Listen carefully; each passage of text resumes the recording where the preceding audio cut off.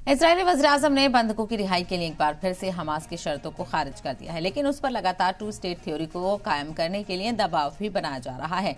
यूरोपीय यूनियन के खारजा पॉलिसी के सदर जोसेफ बोरेल अब स्टेट एशिया में टू स्टेट थ्योरी के पाबंदी अहद हैं। ब्रसेल्स में यूरोपियन यूनियन के वज़ीर खारजा की मीटिंग में बोलते हुए बोरेल ने सख्त अल्फाज में मजम्मत करते हुए कहा है कि इजराइल अमन कायम नहीं कर सकता है, सिर्फ हथियार बना सकता है। और गाजा में इंसानी बहरान पर जोर दिया गया। ये टू स्टेट थ्योरी क्या है और क्या ये मुमकिन है, एक नजर इस पर भी डालते हैं। दरअसल हमेशा से टू स्टेट थ्योरी को इजराइल फलस्तीन कशीदगी को खत्म करने की कोशिश में सबसे बेहतर उम्मीद के तौर पर देखा जाता रहा है और इस थ्योरी को पूरी तरह से मंजूर कर लिया जाता है तो मौजूदा इजराइल के साथ साथ एक आजाद फलस्तीन का कयाम होगा और दोनों ममालिक के पास अपनी अपनी जमीन होगी।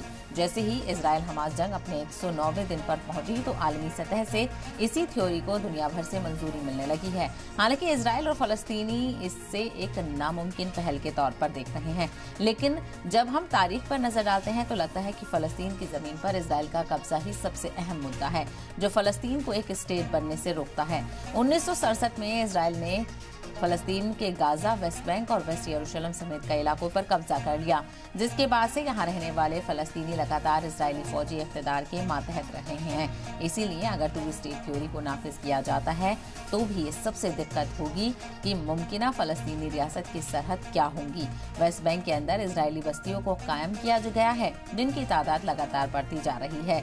आलमी कानून के मुताबिक ये अभी भी गैर कानूनी माने जाते हैं। हालांकि अगर इजराइल का कब्जा खत्म भी हो जाए तो भी फलस्तीन रियासत की तामीर के लिए जमीन काफी कम है, क्योंकि फलस्तीनी इलाकों में इजरायली मुआहदे के तहत 7 लाख से ज्यादा लोग शामिल होंगे।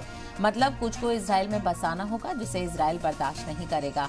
लेकिन सवाल यही है कि क्या इस थ्योरी के सिवा भी कोई ऑप्शन है जिससे इस जंग को पूरी तरह से खत्म किया जा सकता है, क्योंकि माहिरीन इस बात से इनकार कर रहे हैं क्योंकि इजराइल अपनी मुहिम को हल्का कर सकता है, लेकिन सियासी हल के लिए इजराइल के नजरिए को हराना नामुमकिन सा नजर आ रहा है।